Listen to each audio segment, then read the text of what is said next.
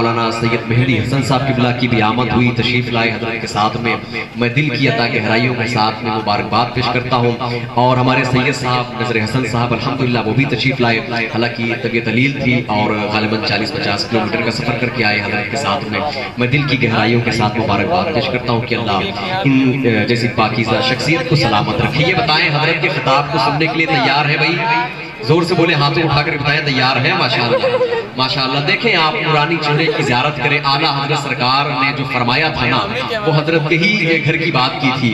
آپ نے سنا نا اعلیٰ حضرت کا وہ شعر، تیری نسل پاک میں ہے بچہ بچہ نور کا، تو ہے عین نور تیرا سب گھرانہ نور کا۔ الحمدللہ وہ ذات وہ شخصیت آپ اپنی ماتھے کی نگاہوں سے دیکھ رہے ہیں جن کے بارے میں شاعر نے کہا کہ فاطمہ زہرا کی پیاری یہ کلی لگتے ہیں، فاطمہ زہرا کی پیاری یہ کلی لگتے ہیں، باپ ہیں جن کے ولی بیٹے ولی لگتے ہیں۔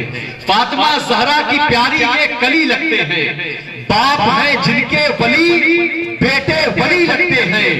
اب ان کو شجرہ دکھانے کی کیا ضرورت ہے، یہ تو چہرے سے ہی اولاد علی لگتے ہیں۔ اب انہیں شجرہ دکھانے کی کیا ضرورت ہے، یہ تو چہرے سے ہی اولاد علی لگتے ہیں۔ شکریہ جزاک اللہ۔ یہ تو چہرے سے ہی اولاد علی لگتے ہیں، اسلام پہ احسان جو زینب نے کیے ہیں۔ ذرا محبت سے بولو سبحان اللہ، اور زور سے بولو سبحان اللہ۔ نبی کے ماننے والے نرالی شان رکھتے ہیں، نبی کے ماننے والے نرالی شان رکھتے ہیں، زمانے سے زمانے میں زمانے سے الگ پہچان رکھتے ہیں۔ نبی کے ماننے والے نرالی شان رکھتے ہیں، زمانے میں زمانے سے الگ پہچان رکھتے ہیں۔ ہمارا گھر ہے ہندوستان کے راجہ کے پہرے میں، جلا کر گھر اپنے اجمیر کا نگہبان رکھتے ہیں۔ ہمارا گھر ہے ہندوستان کے راجہ کے پہرے میں، جلا کر گھر اپنے اجمیر کا نگہبان رکھتے ہیں۔ مقام کتنا اونچا ہے امام زادوں کا، بھرم حسین ہی رکھے غلام زادوں کا۔ مقام کتنا اونچا ہے امام زادوں کا، بھرم حسین ہی رکھے غلام زادوں کا۔ لگا کر نعرہ حیدر حلال زادوں نے حرام کر دیا جینا حرام زادوں کا۔ لگا کر نعرہ حیدر حلال زادوں نے حرام کر دیا جینا حرام زادوں کا۔ اب وہ آخری 4 مصرے، وقت بھی کم ہے، مائک حضور سید صاحب قبلہ کے قریب کرنا چاہتا ہوں۔ ذرا دل سے ہاتھ اٹھا کر کہتے یا علی، اور زور سے بولے زور سے یا علی۔ اسلام پہ احسان جو زینب نے کیے ہیں، اسلام پہ احسان جو زینب نے کیے ہیں، امت نے ہائے کیا صلے زینب کو دیے ہیں۔ اسلام پہ احسان جو زینب نے کیے ہیں، امت نے ہائے کیا صلے زینب کو دیے ہیں۔ اور غازی خدا کے گھر سے علی ایک ملا تھا، غازی خدا کے گھر سے علی ایک ملا تھا، کتنے ہی علی پال کے زینب نے دیے ہیں۔ غازی خدا کے گھر سے علی ایک ملا تھا، کتنے ہی علی پال کے زینب نے دیے ہیں، کتنے ہی علی پال کے زینب نے دیے ہیں۔ حضرات آئیے بڑی تیزی کے ساتھ میں کہ علمدار شخصیت خطیب اعظم ہندوستان، ناشر مسلک اعلیٰ حضرت اولاد غوث اعظم شہزادہ حضور نہال ملت پیر طریقت رہبر راہ شریعت حضرت علامہ سید عادل میاں صاحب قبلہ کی بارگاہ میں بڑے ادب اور بڑے احترام کے ساتھ میں گزارش کر رہا ہوں کہ حضور قبلہ مائک پر تشریف لائیں۔ ذرا سا ہاتھوں کو اٹھا لیں، میاں حضور کا استقبال کر لیں۔ نعرہ تکبیر، نعرہ تکبیر، نعرہ رسالت، نعرہ رسالت، جشن عید میلاد النبی، جشن عید میلاد النبی، محبان اہل بیت مصطفیٰ، محبان اہل بیت مصطفیٰ، نعرہ حیدری، فیضان سرکار غوث اعظم، فیضان سرکار غریب نواز، مسلک اعلیٰ حضرت حضرت علامہ سید عادل میاں صاحب قبلہ، نعرہ تکبیر، نعرہ رسالت۔ بیٹھ کے ادب کے ساتھ میں خطاب سنیں۔ بسم اللہ الرحمن الرحیم۔ وَلِلَّهِ عَلَى النَّاسِ حِجُّ الْبَيْتِ مَنِ اسْتَطَاعَ إِلَيْهِ سَبِيلًا۔ صدق اللہ العلی العظیم، وبلغنا رسولہ النبی الامین الکریم، ونحن علی ذلک لمن الشاہدین والشاکرین والحمد للہ رب العالمین۔ وقال اللہ تبارک و تعالی فی شان حبیبہ الکریم، ان اللہ وملائکتہ یصلون علی النبی یا ایہا الذین آمنوا صلوا علیہ وسلموا تسلیما۔ الصلاة والسلام علیکہ یا رسول اللہ، الصلاة والسلام علیکہ یا نبی اللہ، وعلی آلکہ واصحابکہ یا نور اللہ صلی اللہ تعالی علیہ وسلم۔ ممبر شریف پر جلوہ فرما جملہ علماء ذوی الاحتشام، شعراء اعظام، سادات کرام اور جملہ سامعین و حاضرین و حاضرات، السلام علیکم ورحمۃ اللہ تعالی وبرکاتہ۔ اللہ رب العزت کا فضل ہے، اس کی دی ہوئی توفیق سے ہم اور آپ آج کے اس پروگرام میں سرزمین ککری کی اس کالونی میں اکٹھا ہیں۔ دیوان غوث اعظم نقیب ہندوستان بلکہ اب خطیب ہندوستان جناب آصف رضا سیفی صاحب قبلہ کو بھی آپ ملاحظہ کر چکے ہیں، نقیب ہندوستان جناب کیف رضا الہ آبادی صاحب ممبر شریف پر جلوہ فراز ہیں، ان کے اچھوتے انداز اور اشعار سے آپ محظوظ ہو رہے ہیں۔ میرے کرم فرما میرے دوست سید مہدی حسن صاحب قبلہ ممبر شریف پر بیٹھے ہیں، چچا محترم جناب سید نظر حسن صاحب قبلہ اور علماء کرام، سب کا میں نام لوں گا تو وقت زیادہ ہوگا، بس یہ کہہ دیتا ہوں کہ یہ بزم میں ہے جام جم نہیں، یہاں کوئی کسی سے کم نہیں۔ تو یہ تقریر کا وقت تو نہیں ہے، لیکن ہر جلسے میں کچھ لوگ جلسہ دیکھنے آتے ہیں، لیکن کچھ لوگ جلسہ سننے آتے ہیں۔ تو میرا خطاب انہی سے تھوڑی دیر ہوگا جو جلسہ سننے آئے ہیں، اور جو دیکھنے آئے ہیں اگر ان کی طبیعت چاہے کہ انہیں بھی سننا چاہیے تو وہ بھی تھوڑی دیر بیٹھ کر کے سن سکتے ہیں۔ میری ماں بہنوں کی خصوصی توجہ میں چاہوں گا کہ رات کا 1:30 بج گیا ہے اور مجھے امید ہے کہ اس علاقے میں زیادہ تر لوگ پڑھے لکھے ہیں الحمدللہ، آپ کا تعلق ہے تعلیم سے، اور اگر تعلیم سے تعلق نہ بھی ہو تو جس نبی کی شان میں بیان کر رہا ہوں اس سے تو ضرور آپ کا تعلق ہے، ہم سب کا تعلق ہے۔ تو اس لیے پوری توجہ سے تھوڑی دیر آپ سن لیں میری بات کو، میں بہت زیادہ وقت آپ کا نہیں لوں گا۔ مجھ کو کسی نے کہا کہ مقاصد حج کے حوالے سے کچھ حج بیت اللہ کے حوالے سے اصلاح معاشرہ بھی کچھ کرنا ہے، تھوڑی دیر کچھ میں انشاءاللہ عرض کروں۔ اگر آپ اجازت دیں تو میں چند اشعار نعت پاک کے آپ کی خدمت میں پیش کروں۔ آئیے ایک مرتبہ درود پاک پڑھیں، جی لگا کر پڑھیں۔ الصلاۃ والسلام علیکہ یا رسول اللہ، الصلاۃ والسلام علیکہ یا نبی اللہ، وعلی آلکہ واصحابکہ یا رسول اللہ صلی اللہ تعالی علیہ وسلم۔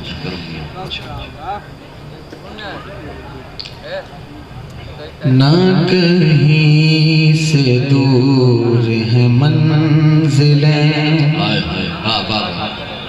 نہ کہیں سے دور ہیں منزلیں، نہ کوئی قریب کی بات ہے، نہ کہیں سے دور ہیں منزلیں، نہ کوئی قریب کی بات ہے، جسے چاہے اس کو نواز دے، جسے چاہے اس کو نواز دے، یہ در حبیب کی بات ہے، جسے چاہے اس کو نواز دے، یہ در حبیب کی بات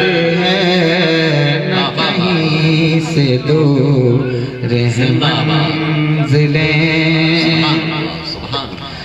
اور جسے چاہا در پہ بلا لیا جسے چاہا اپنا بنا لیا جسے چاہا در پہ بلا لیا جسے چاہا اپنا بنا لیا یہ بڑے کرم کے ہیں فیصلے یہ بڑے نصیب کی بات ہے یہ بڑے کرم کے ہیں فیصلے یہ بڑے نصیب کی بات ہے جسے چاہے اس کو نواز دے یہ در حبیب کی بات ہے۔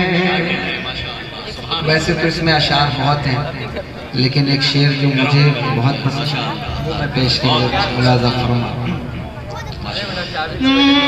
مجھے جان سے بڑھ کے عزیز دل میرا درد دل سے عزیز تر مجھے جان سے بڑھ کے عزیز دل میرا درد دل سے عزیز تر مجھے جان سے بڑھ کے عزیز دل میرا درد دل سے عزیز تر ہے جو درد سے بھی عزیز تر وہ میرے طبیب کی بات ہے جس چاہے اس کو نواز دے یہ در حبیب کی بات ہے یہ جس چاہے اس کو نواز دے یہ در حبیب کی بات ہے۔ اور آخری شعر ملاحظہ فرمائیں یہ تڑپ کے در سے لپٹ گئی وہ مچل کے راہ میں رہ گئی یہ مچل کے در سے لپٹ گئی وہ تڑپ کے راہ میں رہ گئی وہ کسی امیر کی آہ تھی یہ کسی غریب کی بات ہے جس چاہے اس کو نواز دے یہ در حبیب کی بات ہے۔ درود شریف پڑھیے اللہم محمد صلی اللہ علیہ وسلم نحن عباد محمد صلی اللہ علیہ وسلم صلاۃ و سلام علیکہ یا رسول اللہ صلی اللہ تعالیٰ علیہ وسلم۔ بھینی سہانی صبح میں ٹھنڈک جگر کی ہے کلیاں کھلی دلوں کی ہوا یہ کدھر کی ہے گرمی ہے تپ ہے دھوپ ہے گلفت سفر کی ہے ہم کو تو اپنے سائے میں آرام ہی سے لائے ہیلے بہانے والوں کو یہ راہ ڈر کی ہے طیبہ کا کعبے کا نام تک نہ لیا طیبہ ہی کہا پوچھا تھا جس نے ہم سے کہ نوزت کدھر کی ہے اور کعبہ دلہن ہے تربت اطہر نئی دلہن جو پی کے پاس ہے وہ سہاگن کنور کی ہے۔ محترم مجھے جس حوالے سے میں نے آیت کریمہ کی تلاوت کا شرف حاصل کیا ہے اللہ تبارک و تعالیٰ نے ارشاد فرمایا ہے کہ ہم نے تمہارے اوپر اپنے گھر کا حج فرض کیا۔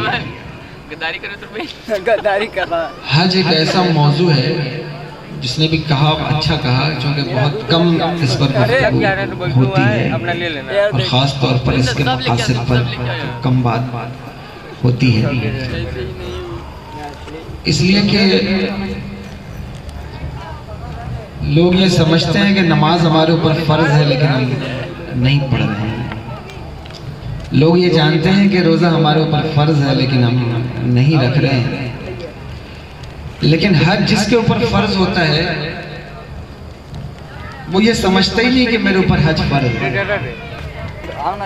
کتنے ایسے لوگ ہیں جن کے اوپر حج ہے لیکن وہ حج کو گئے نہیں. اگر یہ کولر بند کر دیں کیف صاحب کی اجازت سے تو مہربانی ہوگی, ان سے اجازت لے لیجیے گا. لیکن جو یہ میمنہ بیٹھا ہے ٹھیک ہے, تو اگر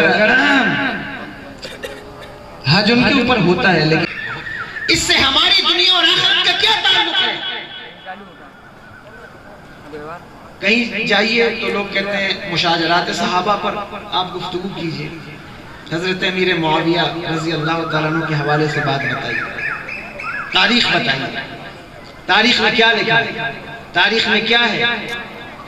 اور اگر کوئی سید خطیب ہو تو اللہ رحم فرمائے, پھر تو لوگ سب سے پہلے اسے یہی موضوع دیتے ہیں کہ آپ ان پر گفتگو کیجئے, آپ کا عقیدہ کیا ہے. اور اللہ خیر فرمائے, غیر تو غیر اپنے بھی یہی کام کر رہے ہیں. غیر یہ سمجھتے ہیں کہ یہ ادھر کا ہے اور اپنے یہ سمجھتے ہیں کہ شاید یہ ادھر کا ہے. اللہ اکبر, اس اینک کو اتارو تو صحیح, اس چشمے کو اتارو تو صحیح, بدگمانی کی زندگی سے باہر نکلو تو صحیح.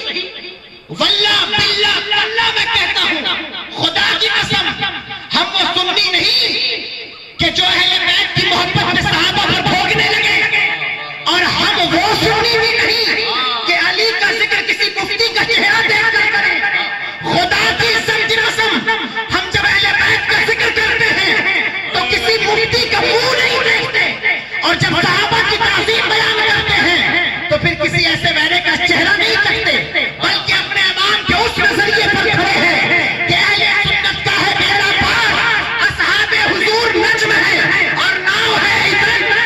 نعرہ تکبیر, نعرہ رسالت, نعرہ رسالت, ہر صحابی نبی, ہر صحابی نبی, نعرہ حیدری.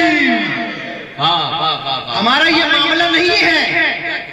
تو یہ کنڈیشن یہ ہے, یہ بات اس لیے میں کہہ رہا ہوں کہ دیکھا کہ لوگوں میں بھی ایک ہلچل پیدا ہوتی ہے کہ پتہ نہیں اگر علی کا ذکر کرنے لگے, خطیب سید ہو اور ذکر علی کا ہو رہا ہو, کان کھڑے دیکھو کیا بیان کر رہے ہیں, کیا بات کر. ارے علی کا ذکر ہو رہا ہے تو کیا ہم تمہارا چہرہ دیکھ کر ذکر کریں گے؟ اور اللہ اکبر کبیرہ, اگر تمہیں ہماری سنیت پر ڈاؤٹ ہو, خدا کی قسم میں وہ سنی ہوں جمیلے, قادری بننے کے بعد میرا ناشا بھی پڑے گا. ہمارا یہ عقیدہ ہے, ہمارا نہیں ہے یہ. لیکن سوالات جہاں جاؤ وہاں سوالات, وہاں لوگ پوچھیں گے بتائیے, بولیے, تو اس کی ضرورت تمہیں کیا ہے؟ ہاں میں یہ نہیں کہتا کہ ہر غیرے کو آپ ممبر پر بیٹھائیں, دیکھ لیں کہ اس کا معاملہ کیا ہے, میں یہ نہیں کہتا. لیکن آپ ان موضوعات سے آپ کو فائدہ کیا ہے, آپ کو کیا مل رہا ہے؟ اللہ اکبر, عجیب بات ہے. آپ یہ نہیں پوچھتے کہ ہم پر حج کب فرض ہوگا, ہمارے اوپر زکوٰۃ کب فرض ہوگا. آپ یہ نہیں پوچھتے کہ ہمارے اوپر رمضان کے روزے فرض ہیں یا نہیں فرض ہیں, اور ہیں تو کس حالت میں ہیں, کس حالت میں معافی ہے, کہاں تک چھٹکارا ہے. یہ سوالات نہیں ہیں, یہ نہیں ہے. اللہ اکبر, میں تو حیران ہوتا ہوں خدا کی قسم, جو لوگ ان مشاجرات کو بیان کر رہے ہوتے ہیں ان سے عید کے نماز کی نیت پوچھ کے دیکھو, انہیں نیت معلوم نہیں ہے, جنازے کا طریقہ. 60 سال کے تم ہو گئے ہو, تم مشاجرات صحابہ پر بات کرتے ہو, سوالات کرتے ہو, انبیاء کے بارے میں, اولیاء کے بارے میں, اہل بیت پر بات کرتے ہو. بتاؤ 40 سال سے نماز جنازہ پڑھ رہے ہو, کتنے لوگوں کی نماز جنازہ پڑھی ہوگی, تو کیا طریقہ ہے نماز جنازہ, آپ پوچھئے. ان پر یہ جو آپ کے فائدے کے سوالات ہیں. اب ایک نئی چیز قوم کے اندر پیدا ہو رہی ہے کہ لوگ اولیاء کی کرامات کا انکار, پھر اس پر سوالات. کتنے ہی لوگ ایسے ہیں جو کہ سوشل میڈیا کا بازار گرم ہے, تو نئے نئے لوگ آتے رہتے ہیں مارکیٹ میں اور وہ باتیں کرتے رہتے ہیں، تو نوجوانوں کے ذہن میں یہ اپج پیدا ہوتی ہے کہ صاحب حضور غوث الاعظم ایک وقت میں 70 گھر میں کیسے چلے گئے؟ اللہ اکبر، فلاں ولی حاضر یہاں تھا اور نماز کعبے میں کیسے پڑھی، کسی نے مردے کو زندہ کیسے کر دیا؟ یہ سارے سوالات ذہن میں اٹھ رہے ہیں. ٹھیک ہے، لیکن اس کا حل کیا ہے؟ اس کا حل یہ ہے کہ تعلیم حاصل کرو، علم حاصل کرو، تمہیں اس کے جوابات ملیں گے، تمہیں مل جائے گا.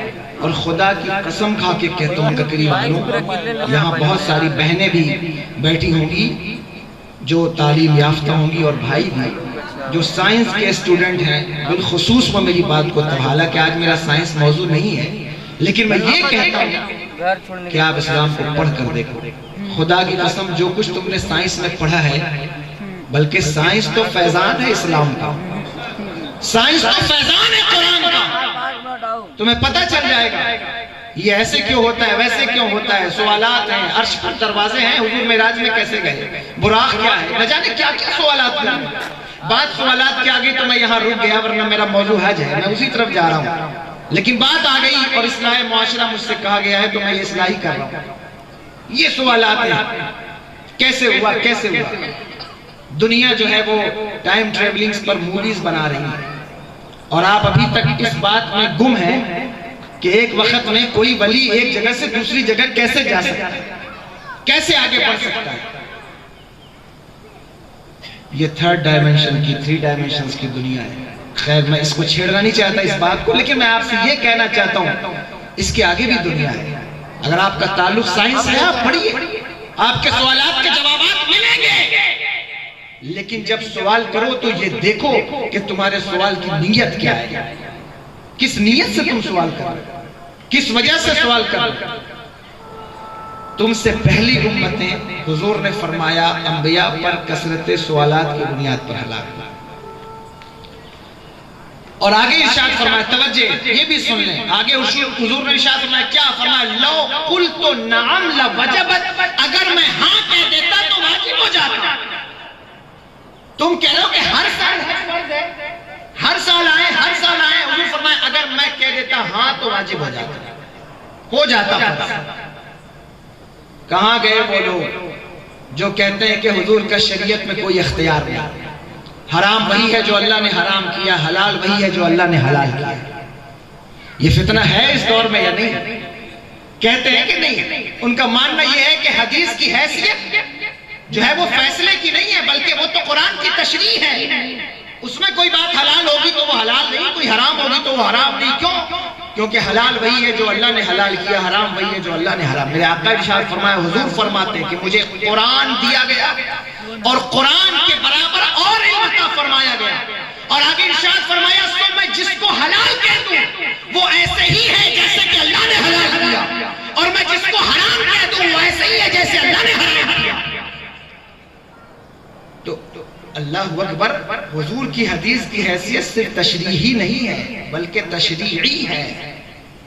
یہاں علماء بھی بیٹھے ہیں اور میں تو خیر ان کے علم میں اضافہ نہیں کر سکتا، لیکن کہنے کا مقصد میرا یہ ہے کہ یہ تو حرام اور حلال کی بات ہے. خدا کی قسم ان کو تو اللہ نے وہ اختیار دیا ہے کہ وہ سورج کو حکم دے تو سورج بھی نہیں ڈال سکتا، وہ چاند کو حکم دے تو چاند بھی نہیں ڈال سکتا.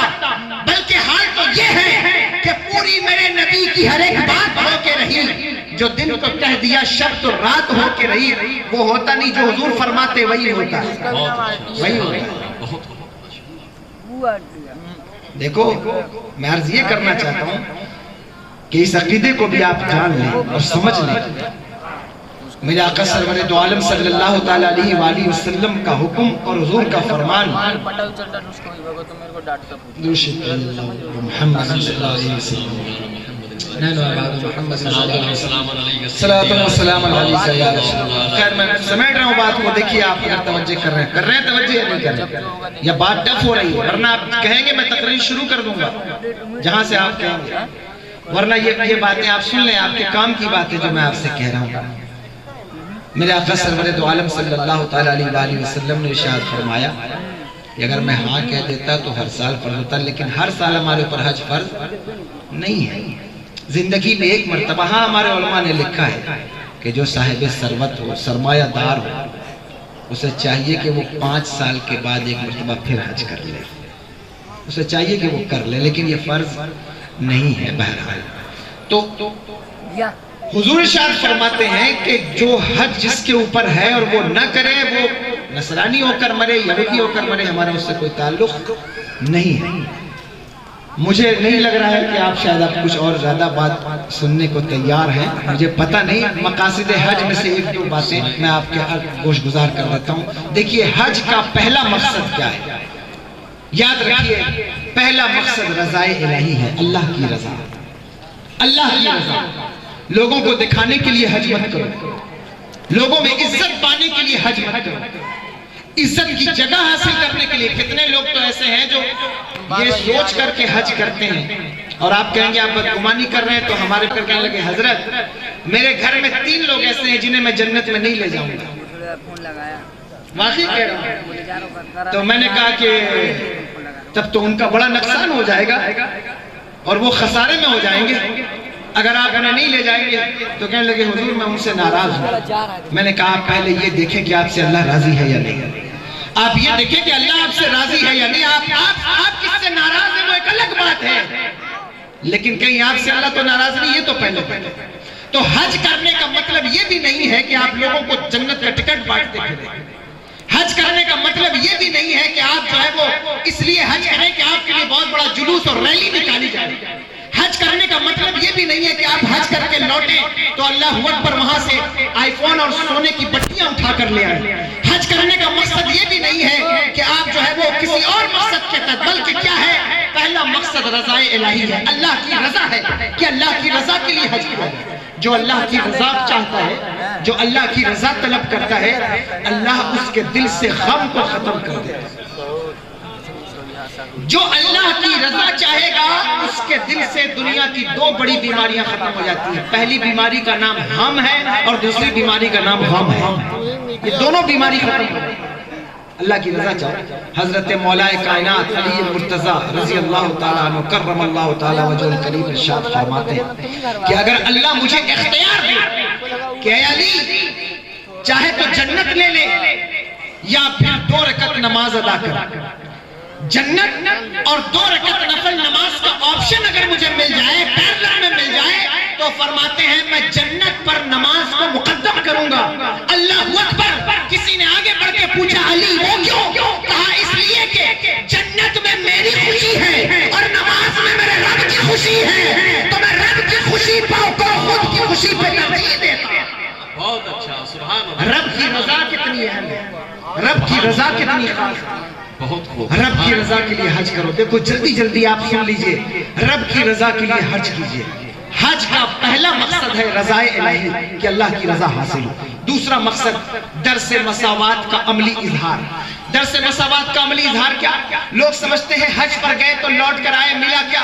तो जमजम लाए, खजूर लाए। इकबाल ने क्या खूबसूरत बात कही। इकबाल कोई पूछे तो ज़ायरीन हरम से क्या हरम का तोहफा जमजम के सिवा कुछ भी नहीं? क्या हरम का तोहफा सिर्फ जमजम और खजूरें हैं कि वहां से जमजम और खजूर उठा कर ले आओ? बिलाशुबा जमजम का पानी बड़ा मुकद्दस पानी है, बड़ा मोतबर पानी है और बड़ी अजमत वाला पानी है। मदीने की खजूरों की मकाम का क्या पूछना। लेकिन मैं तुमसे कहता हूँ हरम का तोहफा सिर्फ जमजम नहीं, हरम का तोहफा सिर्फ खजूरें नहीं, बल्कि जब इंसान हरम में पहुंचता है तो उसे बहुत सारी चीजें दिखाई जाएगी, उसे बहुत सारी चीजों का पैगाम दिया जाता है। अल्लाह का घर है खाने काबा, वहाँ सफा और मरवा है, वहाँ मिना और मुज़दलिफा है, वहाँ मैदान अरफात है। अल्लाह अकबर वहाँ हतीम है, वहाँ जाहे जमजम है। अल्लाह अकबर कबीरा।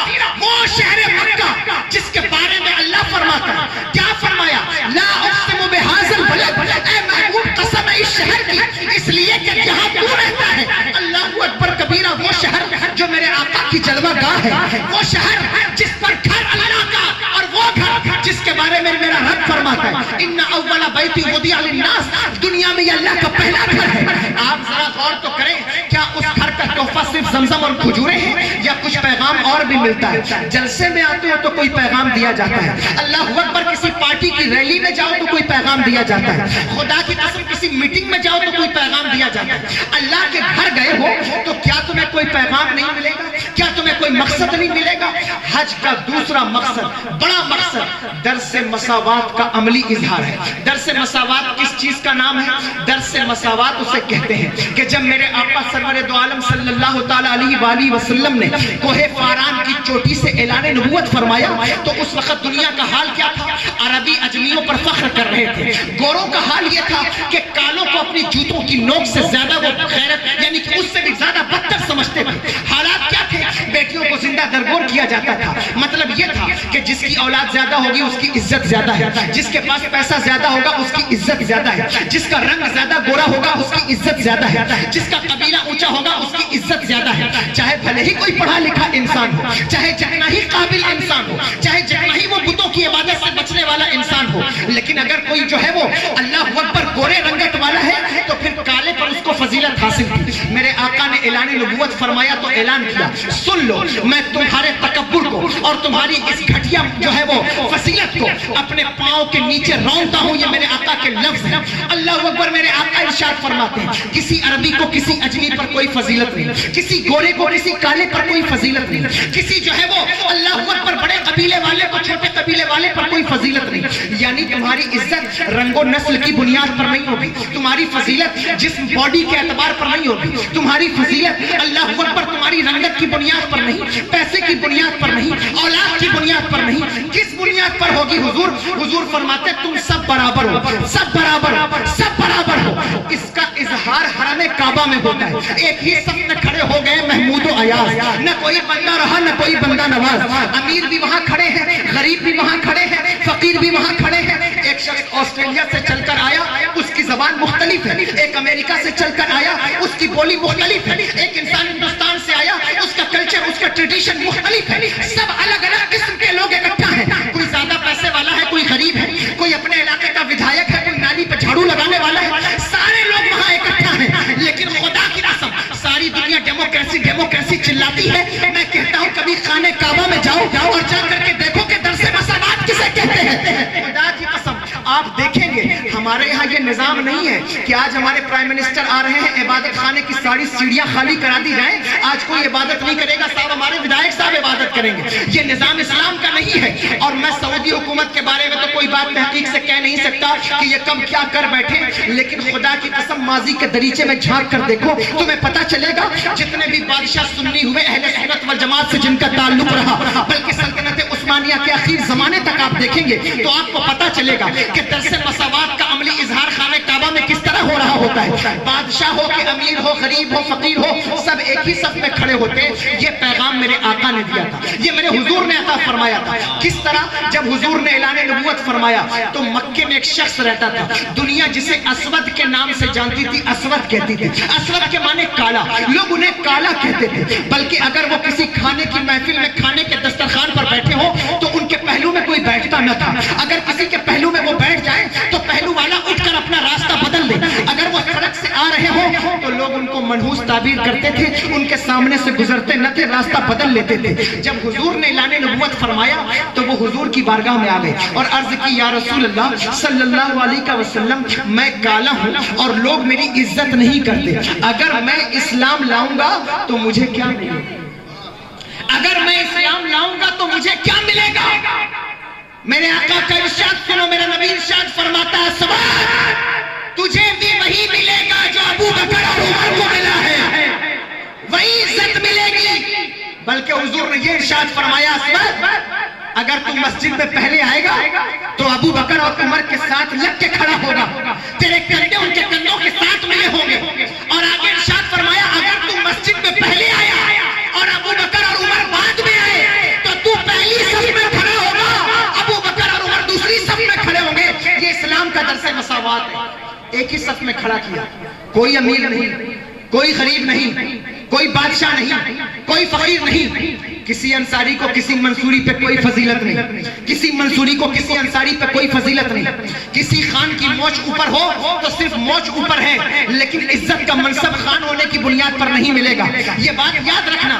کیوں؟ کیونکہ میرے آقا نے طریقہ دے دیا. میرا رب ارشاد فرماتا ہے, ان اکرمکم عند اللہ اتقاکم, عزت اسی کی ہوگی جو زیادہ متقی ہوگا, فضیلت اسی کو ملے گی جو زیادہ پرہیزگار ہوگا. جو جتنا زیادہ نمازی ہو, جو جتنا زیادہ جھوٹ سے بچنے والا ہو, جو جتنا زیادہ غیبت سے بچنے والا ہو, جو جتنا زیادہ بدنگاہی سے بچنے والا ہو, جو جتنا اللہ سے ڈرے گا اتنا ہی زیادہ بلند مقام ہوگا. یہ بات یاد رکھیے, یہ بات یاد رکھیے. جو جتنا اللہ سے ڈرے گا وہ اتنا زیادہ عزت ہوگا, اتنی زیادہ عزت اس کی. اگر ایک عالم ہے لیکن اللہ سے نہیں ڈرتا, اور ایک عابد ہے جو اللہ سے ڈرتا ہے, پوچھو ان علماء سے مقام کس کا زیادہ ہے؟ اللہ سے نہ ڈرنے والا. بلا شبہ علماء کا مقام بلند ہے, لیکن خدا کی قسم عالم وہ نہیں جو 8 سال مدرسے میں فضیلت حاصل کر کے آ جائے. سنیے گا توجہ سے, عالم وہ نہیں جو کسی بھی انسان سے اپنی سند پر مفتی کی دستخط کرا لے. عالم وہ نہیں کہ جس کو کوئی پیر صاحب ممبر پر کھڑے ہو کر امامہ بنا دے. عالم کی ڈیفینیشن مجھ سے مت پوچھو, میں اپنے گھر سے نہیں بتاؤں گا. اللہ کے قرآن سے پوچھو, اے اللہ تو بتا کیا بخاری پڑھنے والا عالم ہے؟ تو بخاری تو بہت سے لوگ پڑھتے ہیں. کیا صرف قرآن پڑھنے والا عالم ہو جائے گا؟ قرآن تو بہت سے لوگ پڑھتے ہیں. اے اللہ تو بتا عالم کون ہے؟ اللہ تو بتا عالم کون ہے؟ تو قرآن کا اعلان سنو. قرآن کہتا ہے انما یخشی اللہ من عبادہ العلماء. علماء وہ ہیں جو اپنے رب سے ڈرتے ہیں, جن کے دل میں خوف خدا نہیں, وہ عالم کیسے؟ کیا کہنے, بہت اچھا, ماشاءاللہ یا رسول اللہ, یا رسول اللہ. جس کے دل میں خوف خدا نہ ہو وہ کیسے عالم ہے؟ یہ بات توجہ طلب خاص ہے. اللہ اکبر کبیرہ.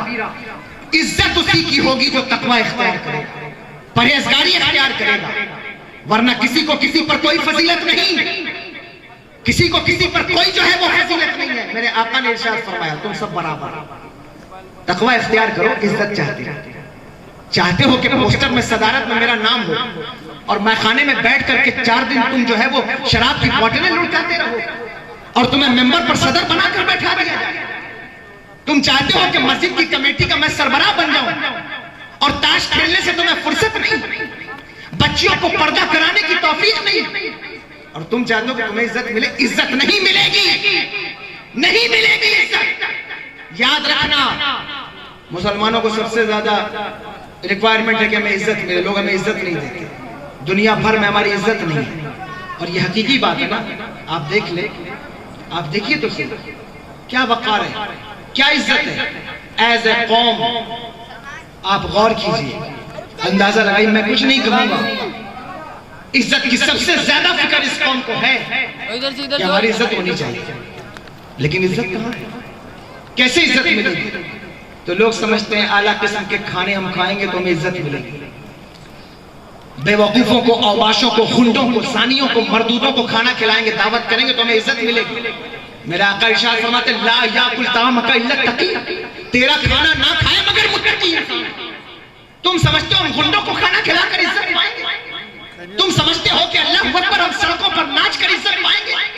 نوجوانوں تم یہ سمجھتے ہو کہ تم دوسروں کا ہیئر اسٹائل کاپی کرو گے اور عزت پاؤ گے؟ میری بہنوں تم یہ سمجھتی ہو کہ تم دوسروں کے ساتھ فون پر بات کرو گے اور عزت پاؤ گے؟ عزت کا معیار اللہ نے فکس کر دیا ہے. عزت اسی کی ہوگی جو تقوی اختیار کرے گا, جو پرہیزگاری اختیار کرے گا. اور اگر تمہیں میری بات پر اعتبار نہ ہو تو مجھے بتاؤ, جس کے پاس تقوی بھی ہو اور دنیا اسے رسوا بھی کر دے, اگر اس کی زندگی میں اسے رسوا کیا بھی جائے گا تو مرنے کے بعد وقت کا بادشاہ بھی اس کے در احترام پر سر احترام چھڑاتا ہوا نظر آئے گا. پتا چلے گا کہ جو تقوی اختیار کرے گا, اگر دنیا میں لوگ جیتے جی اس کی عزت نہ کر سکے تو اللہ مرنے کے بعد اس کے در پہ لوگوں کو جھکا دیتا ہے اور بتاتا ہے دیکھ جو تقوی اختیار کرتا ہے میں اسے کیسی عزت دیتا ہے. واہ واہ واہ, دیکھو کیسی عزت, کیا کہنے, دیکھو کیسی عزت کا منصب پانے سے عزت نہیں مل جاتا کہ تم کسی کرسی پر بیٹھ جاؤ تو عزت مل جائے, یہ نہیں ہے. دیکھو حضور مفتی اعظم ہند کی زندگی دیکھو, میرے تاج الشریعہ ارشاد فرماتے ہیں متقی بن کر دکھائے زمانے میں کوئی ایک میرے مفتی اعظم کا تقوی چھوڑ کر. کیا تقوی ہے, کیا پرہیزگاری ہے, اور عزت کا معاملہ کیا ہے. اللہ نے عزتیں کیسی عطا فرمائی. خدا کی قسم اگر عزت چاہتے ہو, بلندی چاہتے ہو تو تقوی اختیار کرو, اس کے علاوہ کوئی آپشن نہیں آپ کے پاس. ختم کر دوں, بوجھل ہو رہے ہیں آپ, نہیں آپ کہیں میں بند کروں, میں زبردستی سنانے کا عادی نہیں. نقیب صاحب بیٹھے ہیں میرے احباب میں سے، خاص میں سے، آپ ان سے پوچھئے، میں زبردستی تقریر نہیں کرتا ہوں، جتنی دیر آپ سنیں گے میں سناؤں گا، ورنہ پھر جو ہے وہ الحمدللہ سننے والوں کی بھی کمی نہیں، تو جتنی دیر آپ کہیں گے میں سناؤں، اگر آپ کہیں تو میں بند کروں. عزت چاہتے ہیں تو تقوی اختیار کیا، پرہیزگار بنیے، ورنہ جھوٹی شان و شوکت کہ صاحب ہم جو ہے وہ اعلیٰ کوارٹر میں رہتے ہیں اور کوئی جو ہے وہ جھوپڑی میں رہتا ہے تو وہ عزت اس بنیاد پر نہیں ہوگی. یہ میں آپ کو سمجھانے کے لیے کہہ رہا ہوں. آپ یہ مت سمجھیے گا کہ حضرت ہمیں آئے اور ڈانٹ کر تنقید کر کے چلے گئے. میں اس وقت آپ کا مبلغ ہوں. نشتر جو لگاتا ہے وہ دشمن نہیں ہوتا. اگر یہ کنڈیشن آپ کی ہے تو آپ اس پر غور کیجیے. یہ نہیں ہے عزت کے معاملہ. حضرت ابو ذر غفاری رضی اللہ تعالیٰ عنہ نے ایک دن حضرت بلال حبشی رضی اللہ تعالیٰ عنہ سے کہہ دیا, غصے میں کہہ دیا, بلال تو کالی ماں کا بیٹا ہے. ایک دن زبان سے نکل گیا. حضرت بلال رضی اللہ تعالیٰ عنہ کا دل ٹوٹا, حضور کی بارگاہ میں حاضر ہوئے, عرض کی یا رسول اللہ صلی اللہ علیہ وسلم, ابو ذر نے یہ بات کی. میرے آقا جلال میں آیا, اور جب حضور جلال میں آتے تھے تو حضور کے ماتھے پر ایک رگ تھی جسے رگ ہاشمیت کہا جاتا ہے, وہ ظاہر ہو جاتی تھی. اللہ اکبر, وہ رگ ظاہر ہو گئی اور حضور نے حضرت بلال سے کہا جاؤ ابو ذر سے کہو کہ تیرے نبی نے جن عورتوں کا دودھ پیا ہے ان میں ایک عورت ام ایمن بھی ہے, اور ام ایمن کا رنگ گورا نہیں تھا, تو جو تانا اس نے تجھ کو دیا ہے اگر اسے ہمت ہے تو اپنے نبی کو بھی آ کے وہ تانا دے. اللہ اکبر کبیرہ. دیکھو تو غریبوں کا دل کیسے میرا نبی رکھتا ہے, دیکھو تو کیسے قسم پرسی کی جاتی ہے. خدا کی قسم حضرت بلال لوٹے اور حضرت ابو ذر سے کہا کہ میرے نبی نے یہ بات کی. جب حضرت ابو ذر نے سنا تو آنکھوں سے آنسو جاری ہو گئے اور اپنا جوتا اتارا اور حضرت بلال کے ہاتھ میں دیا, اور بلال کے ہاتھ میں دے کر کہا بلال اس جوتے کو میرے منہ پر ملو کہ میں نے اپنے منہ سے یہ بات کی ہے. حضور فرماتے ہیں میں نے تمہاری ساری تکبرانہ اور تفاخرانہ جو جاہلیت کے زمانے کی فضیلتیں تھیں ان کو ختم کر دیا ہے. پاؤں کے نیچے رونتا ہوں, عزت اسی کی ہوگی جو تقوی اختیار کرے گا. اس کا عملی اظہار حج کے موقع پر ہوتا ہے, حج کے موقع پر ہوتا ہے. کوئی نہیں ہے وہاں, کوئی نہیں ہوتا جس کو پروٹوکول مل رہا ہو. میں پھر کہہ رہا ہوں کہ میں اس وقت سعودی گورنمنٹ کی ذمہ داری سے بات نہیں کر سکتا, لیکن ایز اے مسلم اور اسلامی سلطنت کے اعتبار سے جو میں بات کر رہا ہوں, آپ جھانک کر دیکھ لیں ماضی کے طریقوں, آپ کو یہ تاریخ روز روشن کی طرح آیا ملے گا. یہ نہیں ہے کہ کوئی بادشاہ آئے گا تو صاحب اس کے لیے صفیں خالی. آج بھی ہماری مسجدوں میں کہ صاحب ہمارے ودھائک صاحب آ رہے ہیں تو اگلی صف میں کوئی نماز نہیں پڑھے گا, صرف وہی نماز پڑھیں گے. ایسا ہوتا ہے کیا؟ یہ نہیں ہے. محلے میں جھاڑو لگانے والا بھی ہو, وہ پہلے آئے گا تو اگلی صف میں بیٹھے گا, اور محلے کا حاکم بھی ہو بعد میں آئے گا تو پچھلی صف میں بیٹھے گا. یہ طریقہ اسلام کا, اسلام نے دیا. اس لیے اس کا عملی اظہار حج کے موقع پر ہو رہا ہوتا ہے. ہمیں بتایا جاتا ہے کہ تم سب برابر ہو, سب برابر ہو. تمہارے بدن پر 2 چادریں, تمہارے زبان پر ایک ہی کلمہ لبیک اللہم لبیک لا شریک لک لبیک, یہی تو کلمہ سب کی زبان پر جاری ہے.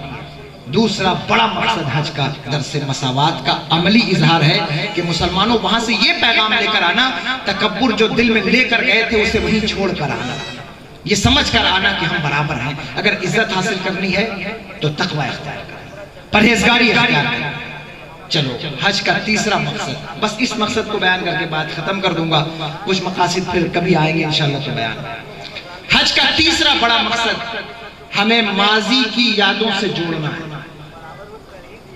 تاکہ ہمیں ہمارا ماضی یاد رہے. ماضی مطلب جانتے ہیں؟ کتنے لوگ جانتے ہیں؟ ہاتھ اٹھائیں ذرا. کیا مطلب ہے کوئی بتا دے بیچ سے.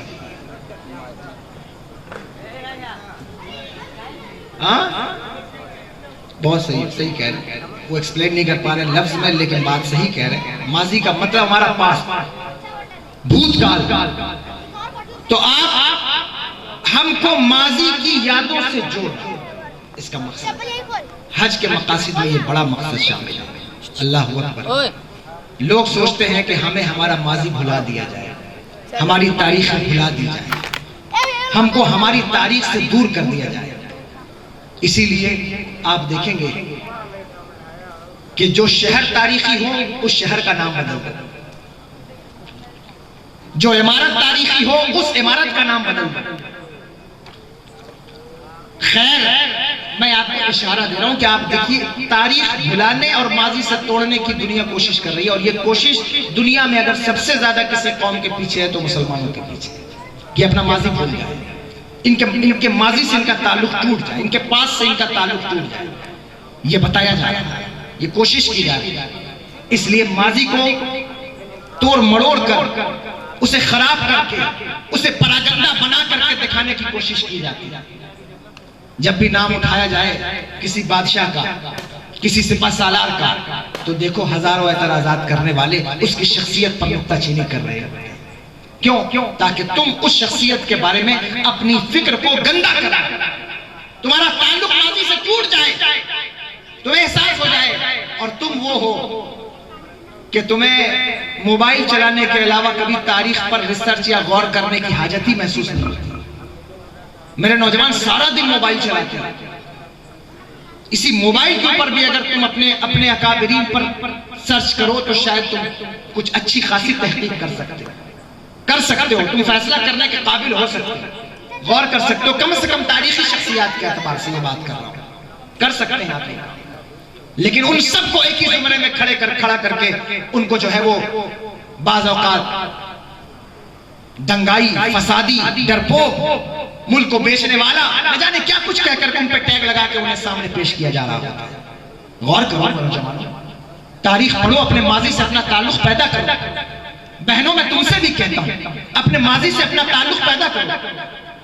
تم آگے بڑھتی ہوئی دنیا کو دیکھو، اس میں تمہاری کامیابی نہیں۔ تم جتنا زیادہ پیچھے دیکھو گی، ماضی سے جتنا جڑو گی، خدا کی قسم تمہارا تعلق ماضی سے جتنا زیادہ ہوگا، تمہاری اولادیں اتنی ہی زیادہ نیک، باعمل، صالح، مجاہد اور جو ہے وہ اللہ اکبر بہادر پیدا ہوں۔ اور جتنا زیادہ تم آگے کے لوگوں کو دیکھتی جاؤ، کوشش کرتی جاؤ کہ ہمارے کچن کا اسٹائل بھی یوں ہونا چاہیے، ہمارے گھر کا اسٹائل بھی یوں ہونا چاہیے۔ کیوں صاحب؟ کیونکہ ہم نے انسٹا پہ دیکھا ہے کہ وہ طریقہ یہ ہے، گاڑی ایسی ہونی چاہیے، کپڑا ایسا ہونا چاہیے، لباس ایسا ہونا چاہیے۔ میری بہنوں، اگر تمہارا تعلق تعلیم سے ہے تو میں تمہیں پکار کر کہتا ہوں، خدا کی قسم اپنے ماضی میں جھانک کر دیکھو کہ تمہارا لائف اسٹائل کیسا ہونا چاہیے۔ تم دیکھو، تمہیں دنیا بیوقوف بنا رہی ہے کہ اسلام نے عورتوں کے حقوق غصب کر کے ان کی ترقی کے راستوں پر بند باندھ دیا ہے۔ تمہیں معلوم نہیں ہے، میں تم سے کہتا ہوں واللہ 40 سال ہوئے ہیں امریکہ کو، جب امریکہ نے لیڈیز کو، عورتوں کو اپنی پارلیمنٹ میں انٹری دی ہے، ورنہ اسلام وہ مذہب ہے کہ 1450 سال پہلے اللہ اکبر میرے آقا حضرت عمر بن خطاب رضی اللہ تعالیٰ عنہ کی پارلیمنٹ میں عورت ممبر آف پارلیمنٹ موجود تھی۔ حضرت عمر بل لائے مہر پر کہ عورتوں کا مہر فکس نہیں ہے، اسے فکس کر دیا جائے، تو ایک لیڈی نے چیلنج کیا کہ عمر، جب ہمارا مہر اللہ نے نہیں فکس کیا، رسول نے نہیں فکس کیا، تو آپ کیسے فکس کریں گے؟ اور حضرت عمر نے بل واپس لے لیا۔ تم اویئرنیس کی بات کرتی ہو، ترقی کی بات کرتی ہو، ترقی تمہیں امریکہ، یورپ اور پیرس کی گلیوں میں نہیں دکھے گی، کیونکہ امریکہ، یورپ، لندن، پیرس، انگلینڈ کی گلیوں میں اگر 200 سال پیچھے جھانک کر تم دیکھو گے تو تمہیں گوبر نظر آئے گا، کیچڑ نظر آئے گا، لیکن اللہ کی عزت کی قسم اگر تم نے مدینے کی گلیوں کو جھانک لیا تو تمہیں صدیق اکبر کی صداقت دکھے گی، عمر کی عدالت دکھے گی، خدا کی قسم اگر تم نے پیچھے دیکھا تو تمہیں زینب کی جوانمردی بھی دکھے گی اور فاطمہ کا کردار بھی دکھے گا، اور واللہ دنیا کی ساری ترقی یافتہ عورتیں ایک طرف، میرے نبی کی بیٹی ایک طرف، دنیا میں کوئی اس کا جواب نہیں لا۔ بہت خوب، زندہ آباد، واہ واہ واہ واہ واہ، سبحان اللہ، جواب نہیں، یا رسول اللہ، زندہ آباد، زندہ آباد، ماشاء اللہ، زندہ آباد،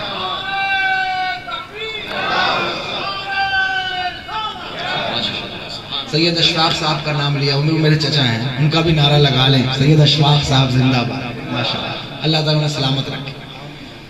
جھانکو ماضی میں اور ماضی سے اپنا تعلق مضبوط کرو، تمہارا مستقبل اصل ماضی میں ہی ہے، وہیں سے تم کامیاب ہو، وہیں سے دیکھو پلٹ کر، پیچھے دیکھو، پیچھے پلٹو، تمہیں دکھائی دے گا دی اذانیں کبھی یورپ کے کلیساؤں میں، کبھی افریقہ کے تپتے ہوئے صحراؤں میں، اللہ اکبر. پلٹو پیچھے تمہیں دکھے گا, دشت تو دشت ہے دریا بھی نہ چھوڑے ہم نے, بحر ظلمات میں دوڑا دیا گھوڑے ہم نے.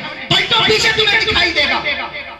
آج تمہاری کنڈیشن تو یہ ہے کہ ہم تمہیں بہادر بنائیں تو لوگ سمجھتے ہیں کہ کہیں ایسا تو نہیں کہ ملک کا غدار بنا رہے. نا, ہم تو اپنے نوجوانوں کو بہادر بننے کا جذبہ دیتے ہیں. اور وہ کیسے ملے گا؟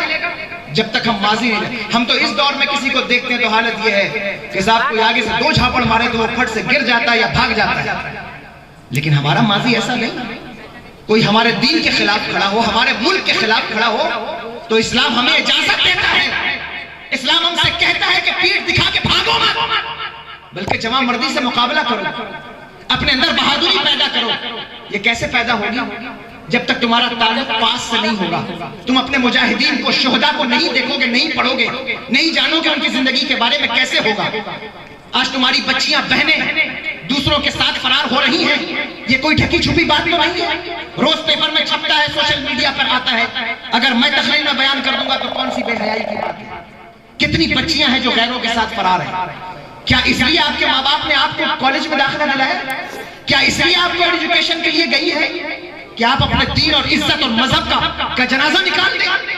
خدا کی قسم, لوگ کہتے ہیں مسلمان لڑکی, مسلم کی لڑکی, مسلم کی لڑکی, مسلمان لڑکی بھاگ گئی. میں کہتا ہوں سوال کر, مسلمان لڑکی نہیں بھاگ سکتی, نہیں بھاگ سکتی. اس لیے کہ جس کو اپنے ماں کی عزت کا خیال نہ ہو میں اسے تو مسلمان کہہ سکتا ہوں ایک بار. باپ کی عزت کا خیال نہ ہو تو میں کہہ سکتا ہوں کہ مسلمان ہے. دادا کی عزت کا خیال نہ ہو تو کہہ سکتا ہوں کہ مسلمان ہے. لیکن جسے اپنے نبی کی عزت کا خیال نہ ہو اس بیٹی کو میں کس منہ سے مسلمان کہوں؟ میں نہیں کہتا کہ وہ مسلمان ہے. جسے اپنے نبی کی عزت کا خیال نہ ہو, اللہ اکبر, قیامتیں دستک دے رہی ہیں تمہارے دروازوں پر. ماضی سے جڑو اور اپنی بیٹیوں کو, بہنوں کو, بچیوں کو ماضی سے جوڑو. انہیں بتاؤ کہ صرف یہی دور ترقی یافتہ نہیں ہے کہ تم آج اگر یہ سمجھتی ہو کہ ہم فزیشنز بن جائیں گے, ڈاکٹر بن جائیں گے, ہم LLB کر لیں گے, وکیل بن جائیں گے, ہم نے سائنس لیا, ہم انجینئر بن جائیں گے, تو صرف تم کامیاب نہیں ہو. تم سے پہلے بھی عورتوں کے گھوڑے دوڑتے رہے, تم سے پہلے بھی عورتیں جہاد کرتی رہی ہیں. اللہ اکبر. پڑھو تاریخ حضرت خالد بن ولید کی زوجہ کی, پڑھو تاریخ اسلام کی شہزادیوں کی. تم گھر سے باہر نکلتی ہو تو کس لیے؟ لوگوں کو اپنا حسن دکھانے, رعنائیاں دکھانے, نوجوانوں کو فتنے میں گرفتار کرنے. لیکن خدا کی قسم اسلام کی شہزادیاں گھر سے باہر نکلتی تھیں تو اسلام کے علم کو بچانے کے لیے نکلتی تھیں, یا پھر ان کی قربانیاں اس لیے تھیں تاکہ ان کی کوکھ سے پیدا ہونے والے بیٹے مذہب کے لیے, ملک و ملت کے لیے اپنی جان کا نذرانہ پیش کر سکیں. اور یہ ہوا ہے, یہ ہوا ہے. آپ دیکھیں گے, پلٹیں گے پیچھے, ماضی سے جڑیں گے تو آپ کو پتا چلے گا. اسلام ہمیں ماضی سے جوڑنے کی دعوت دیتا ہے. حج کا تیسرا بڑا مقصد یہ ہے کہ ماضی سے جڑو, ماضی سے تمہارا تعلق ٹوٹ نہ جائے, ماضی سے تمہارا تعلق ختم نہ ہو جائے. اس لیے ماضی کی یادوں کو زندہ. اور ایک اور بھی طبقہ پیدا, یہ بڑا درد ہے میرے دل کا. اس میں سے ہر بات جو میں بیان کر رہا ہوں وہ ایک تفصیل طلب عنوان ہے مکمل.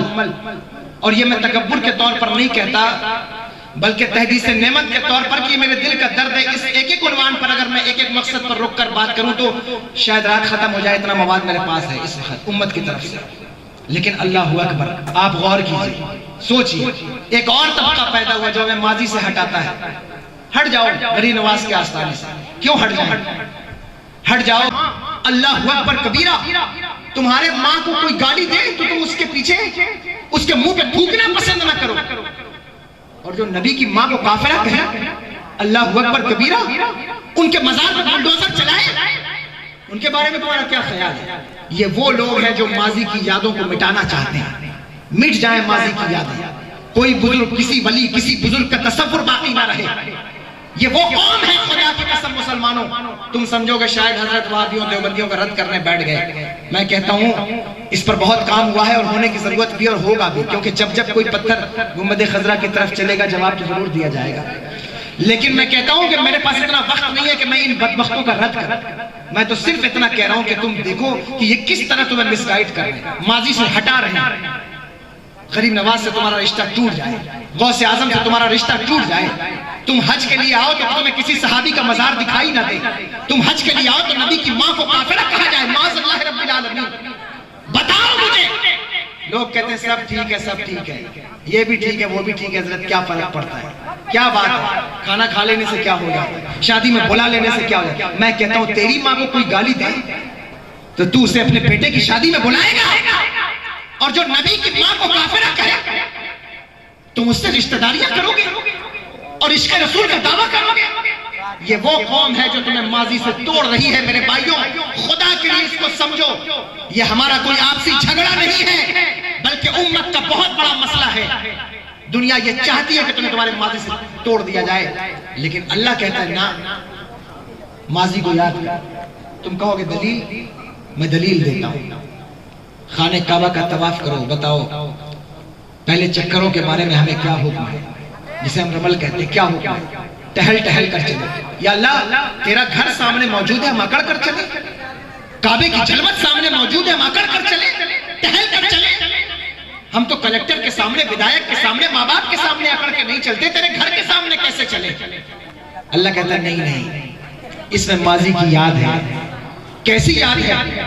فتح مکہ کا دن یاد کر، جس دن میرے آقا فتح مکہ کے دن میرے آقا کعبے میں داخل ہوئے، کفار اپنی اپنی چھتوں پر کھڑے تھے، صحابہ کو دیکھ رہے تھے۔ ایک زمانے تک صحابہ مکے سے باہر رہ کر مدینے میں رہے تھے، جنگ و جدال میں ان کا وقت گزرا تھا، جنگ و جہاد میں ان کا وقت گزرا تھا۔ ظاہری طور پر ان کے بدن سے گوشت کچھ کم ہو گیا تھا، دیکھنے میں کمزور لگتے تھے۔ میرے آقا نے ارشاد فرمایا، میرے صحابہ ذرا سا ٹہل ٹہل کر چلو، کفار تمہیں دیکھ رہے ہیں، کہیں یہ نہ سمجھے کہ تم کمزور ہو گئے ہو، کہیں یہ نہ سمجھے کہ تم کمزور ہو گئے ہو، اس لیے ٹہل ٹہل کر چلو۔ اللہ اکبر کبیرہ، میرے آقا کا حکم پا کر صحابہ ٹہل ٹہل کر چل رہے ہیں، کفار اوپر سے دیکھ رہے ہیں۔ کیوں ٹہل ٹہل کر چلے؟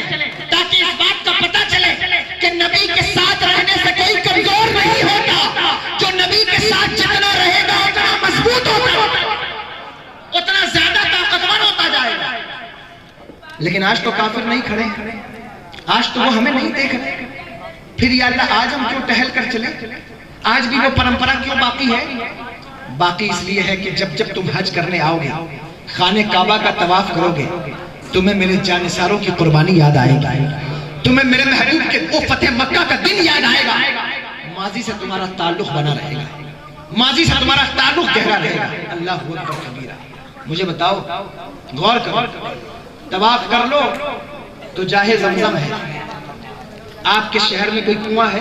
کوئی چشمہ ہے یا کوئی ہے کنواں کے نہیں ہے؟ مجھے لگتا تھا شاید کالونی میں کوئی کنواں نہیں ہوگا، لیکن کنواں ہے۔ بتائیے اس کنویں کا مالک کون ہے؟ اللہ ہے یا نہیں؟ اللہ مالک۔ اور زمزم کے کنویں کا مالک کون ہے؟ مالک اللہ ہے۔ یا اللہ اس کنویں کا مالک بھی تو، اور زمزم کے کنویں کا مالک بھی تو، لیکن زمزم کی اتنی فضیلت کہ جو جس نیت سے اس پانی کو پیا، اللہ اس کی نیت پوری کر دے گا۔ جس نیت سے پیو گے، علماء لکھتے ہیں کہ جس نیت سے کوئی زمزم کو پیے، اللہ اس کی نیت کو پورا کر دے گا۔ پچھلے زمانے میں اکابرین، اولیاء، محدثین جب حج کے لیے آتے تو صحن کعبہ میں کہیں بیٹھ جاتے، تو لوگ ان کے ارد گرد جمع ہو جاتے۔ ایک بہت بڑے محدث خانہ کعبہ میں آئے ہوئے تھے، تو وہ بیٹھے تھے، لوگ ان سے جلدی جلدی مصافحہ کر رہے تھے کہ اتنے بڑے حضرت ہیں اور شیخ ہیں، محدث ہیں، مصافحے کے لیے لوگ آگے بڑھ رہے تھے۔ اللہ اکبر۔ ایک شخص نے زمزم پیا اور زمزم پی کر ان کی بارگاہ میں آیا، آ کر عرض کی، حضور کیا زمزم کے پینے میں یہ خاصیت ہے کہ جو جس نیت سے پیے اللہ اس کی نیت کو پورا کرتا ہے؟ انہوں نے فرمایا ہاں ایسا ہی ہے۔ کہا تو پھر میں نے اس نیت کے ساتھ ابھی زمزم پیا ہے کہ میں اللہ کے رسول کی 100 حدیثیں آپ سے سنوں گا صلی اللہ علیہ وسلم۔ اس نیت کے ساتھ میں نے زمزم پیا ہے، کیا میری یہ نیت پوری ہوگی؟ اس محدث صاحب نے فرمایا، انہوں نے فرمایا کہ سب لوگ کنارے ہو جاؤ، تم آگے بیٹھ جاؤ، اب تم نے اس نیت سے پیا ہے تو سارے لوگوں سے بعد میں ملوں گا، پہلے تمہاری نیت پوری ہو جائے۔ 100 حدیثیں تم پہلے مجھ سے رسول اللہ کے صلی اللہ علیہ وسلم۔ زمزم کی خاصیت یہ ہے، کیوں؟ اس لیے کہ اس نے میرے اللہ کے نبی کے قدم چومے، اس قدم سے جاری ہوا ہے۔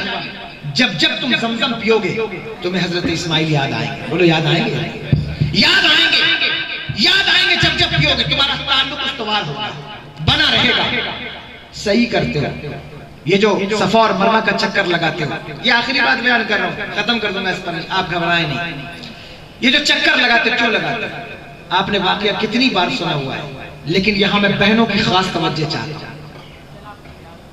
حضرت ابراہیم علیہ السلام اپنی بیوی حضرت حاجرہ سلام اللہ علیہا کو لے کر اس وادی غیر ذی زرع میں آئے۔ جانتے ہیں جہاں کعبہ آباد ہے وہاں کوئی درخت بھی نہیں تھا، کوئی چرند و پرند بھی نہیں تھے، بلکہ زمین پر کوئی کیڑا بھی موجود نہیں تھا۔ اس کو وادی محیط بھی کہا جاتا ہے، ایسی وادی کہ جہاں دن میں بھی جانے میں ڈر لگے، وہ وادی ہے۔ اس وادی میں آئے، کنعان سے کتنی دور ہے، وہاں سے آ کر آپ نے تنہا اپنی بیوی اور اپنے بچے کو چھوڑ دیا، چھوڑ کر کے واپس پلٹنے لگے۔ رات کا وقت ہے، چند کھجوریں اور تھوڑا سا پانی، اکیلے چھوڑ کر بیوی اور بچے کو، جہاں مردوں کو آنے میں ڈر لگا، جہاں دن کے وقت آنے میں ڈر لگا، وہاں حضرت حاجرہ کو چھوڑ کر پلٹ رہے ہیں۔ حضرت حاجرہ نے آگے بڑھ کر عرض کی، میرے سرتاج، اے میرے شوہر، اس وادی غیر ذی زرع میں جہاں نہ کوئی چشمہ ہے، نہ پانی ہے، نہ پیڑ ہے، نہ درخت ہے، ہمیں کس کے بھروسے پر چھوڑ کر لوٹ رہے ہیں؟ میری بہنیں خاص توجہ کریں، توجہ کرو، تمہارے پاس آج کیا کچھ نہیں ہے، کیا کچھ اللہ نے نہیں عطا فرمایا ہے، لیکن کبھی ان کے رویے دیکھو اپنے شوہروں کے تعلق سے، تمہیں پتہ چلے گا کہ ان کے رویے کیا ہیں۔ خدا کی قسم میری بہنوں، تمہارا مذاق اڑانا میرا مقصد نہیں، میں تمہارا بھائی ہوں، میں تنقیدی گفتگو نہیں کرتا، لیکن میں تم سے اتنا کہتا ہوں کہ کبھی حضرت سیدہ حاجرہ سلام اللہ علیہا کی زندگی بھی تو پڑھ لو، تاکہ تمہاری زندگی میں بھی توکل آ جائے، تاکہ تمہاری زندگی میں بھی صبر پیدا ہو جائے، تاکہ تمہاری زندگی پر میں اللہ پر بھروسہ پیدا ہو جائے۔ کبھی یہ بھی تو کر لو، کبھی یہ بھی تو کر لو۔ آگے بڑھ کر کہتی کس کے بھروسے پر چھوڑ رہے ہیں، کس کے بھروسے پر چھوڑ کر جا رہے ہیں؟ حضرت ابراہیم خاموش ہیں۔ حضرت حاجرہ نے دوسری مرتبہ پوچھا کس کے بھروسے پر چھوڑ رہے ہیں؟ حضرت ابراہیم خاموش ہیں۔ تیسری مرتبہ پوچھا اور بھاپ گئی، اور رویے کو بھاپ کر کہتی ہے، کیا یہ اللہ کا حکم ہے؟ کیا یہ آپ کے رب کا حکم ہے؟ کیا یہ ہمارے رب کا حکم ہے؟ میرے آقا حضرت ابراہیم علیہ السلام فرماتے ہیں، ہاں ایسا ہی ہے، یہ اللہ کا حکم ہے۔ اللہ اکبر کبیرہ۔ جب حضرت حاجرہ نے اتنا سنا تو کہتی ہیں، اگر یہ رب کا حکم ہے تو پھر شوق سے جائیے، وہ اللہ جس نے ہمیں پیدا کیا، جس نے ہمیں آپ کو دیا، جس نے ہمیں اولاد دی، وہ ہمیں ضائع نہیں کرے گا، وہ ہمیں برباد نہیں کرے گا۔ اللہ اکبر۔ یہ بھروسہ اللہ کی ذات۔ واقعہ آپ نے بار بار سنا ہے، کتنی بار سنا ہوگا، لیکن یاد رکھیے بھروسہ الگ چیز ہے اور یقین الگ چیز ہے۔ یقین سب کو ہو جاتا ہے، لیکن بھروسہ بہت مشکل سے ہوتا ہے، بہت مشکل سے بھروسہ ہوتا ہے۔ ایک کھیل دکھانے والا زمین سے 100 فٹ اونچی بلڈنگ پر رسی باندھ کر، 2 رسیاں اس نے رسی باندھ دی ایک بلڈنگ سے دوسری بلڈنگ پر، اور اپنے بچے کو کندھے پہ بیٹھا لیا اور ہاتھ میں ایک ڈنڈا لے کر اس رسی پہ چلنے لگا۔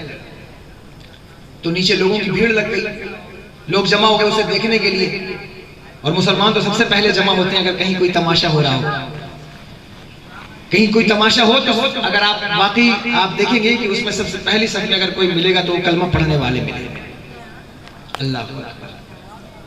آپ کو محفل میں بیٹھایا جائے یا مسجد میں بیٹھایا جائے، طبیعت پر بہت گراں گزرتا ہے، بڑی تکلیف ہوتی ہے، اور یہ آپ کی غلطی نہیں ہے۔ آپ نے اصل میں اچھی عادت لگانے پر محنت نہیں کی، آپ نے کوشش نہیں کی۔ جمعہ کے خطبے میں 5 منٹ دیر ہو جائے، میں نے علماء کے تعلق سے بہت کچھ بول دیا ہے اور بڑا ڈر رہا ہوں کہ کہیں کسی کا دل ٹوٹ نہ گیا ہو، لیکن میرے چھوٹا بھائی سمجھ کر معاف کریں گے۔ میں نے یہ بات اس لیے کی ہے، اس لیے کہی ہے یہ بات، اس لیے کہ ہم عوام کی اصلاح اس وقت تک نہیں کر سکتے جب تک ہم خود کی اصلاح نہ کریں۔ ضروری ہے کہ ہم بھی اپنی اصلاح کریں، آئیے ہم بھی اپنی اصلاح کریں، آپ بھی اپنی اصلاح کریں، کوشش کریں، آگے بڑھ کر محنت کریں، اللہ جزا دے۔ علماء 5 منٹ خطبے میں دیر کر دیں تو پھر دیکھیے عوام کا رویہ کیا ہے۔ 5 منٹ دیر کیسے ہوگی؟ اب تو لوگ دلیل بھی دیتے ہیں آگے سے۔ ایک صاحب مجھ سے میں نے کہا امام کا حق ہے 2-4 منٹ آگے پیچھے کر سکتا ہے، تو کہنے لگے کہ کیا اللہ نے قرآن میں نہیں فرمایا ان الصلاۃ کانت علی المؤمنین کتابا موقوتا، کہ نماز جو ہے وہ ایسے وقت پر، یعنی وقت کی پابندی کے ساتھ قائم کرنا ہے، مقررہ وقت۔ یہ دلیل مجھے بولتے، اور ایک صاحب کو کہنے لگے حضرت آپ نہیں جانتے کہ جو لوگ جمعہ میں پڑھنے آئے ہیں، کوئی جو ہے کسی کی ٹرین ہے، کسی کی بس ہے، کسی کا، ہم نے کہا یہ بات تو خیر صحیح ہے، لحاظ کرنا چاہیے کہ وقت پر نماز جماعت کھڑی ہو. ایک صاحب نے کہا کہ لوگوں کا وضو بڑی مشکل سے ٹک پاتا ہے، بڑی مشکل سے لوگ وضو سنبھال کر بیٹھے ہوتے ہیں کہ وضو سلامت رہے، تو مسئلہ بنتا ہے. میں نے کہا بات تو بالکل آپ صحیح کہہ رہے ہیں، لیکن اس قوم کو میں نے دیکھا ہے آئی پی ایل دیکھتے ہوئے آخری بال تک اپنا پیشاب روک کر بیٹھی رہتی ہے، آخری بال تک پیشاب روک کر بیٹھی ہوتی ہے کہ صاحب میرا فیورٹ بالر بال پھینک رہا ہے، دیکھو اس پر وکٹ ملتا ہے یا نہیں، اس کے بعد میں جاؤں گا. آپ دلائل دیں گے تو ہم سے دلائل، آپ یہ امید نہ کریں کہ ہم دلائل نہیں دے سکتے. خدا کی قسم آپ اپنے حوال پر غور کیجئے، آپ کی کنڈیشن کیا ہے. اچھی چیزوں پر آپ کا دل ہی نہیں لگتا. مسجد میں بیٹھنا ہو، مجلس میں بیٹھنا ہو، آپ کو لگتا ہے کب ختم ہو تو کب گھر جائے، کب ختم ہو کب واپس جائے. بازار میں سارا دن گزر جائے لیکن آپ کو پتا نہیں چاہیے، نہیں معلوم چاہیے، نہیں پتا، کیونکہ اچھی عادت لگانی پڑتی ہے. ایک کسی موٹیویشنل اسپیکر نے کہا تھا، میں اس کی بات سن رہا تھا ایک دن، تو اس نے کہا کہ اچھی عادت لگانی پڑتی ہے. یہ بات بالکل صحیح ہے، اچھی عادت لگانی پڑتی ہے، بری عادت لگانی نہیں پڑتی. بس اچھی عادت نہ لگاؤ، وہ خود بخود بری عادت لگ جائے. اس نے کہا کہ جس طرح چڑھائی پر، ہیلز پر گاڑی کو اوپر چڑھانے کے لیے ایکسلریٹ، اس کو دبانا پڑتا ہے ایکسلریٹر کو تو وہ آگے بڑھتی ہے. پیچھے آنے کے لیے کوئی بیک گیئر نہیں ڈالنا ہے، بس ایکسلریٹر لینا بند کر دو، خود بخود پیچھے آئے گی. بولو صحیح کہہ رہا ہوں؟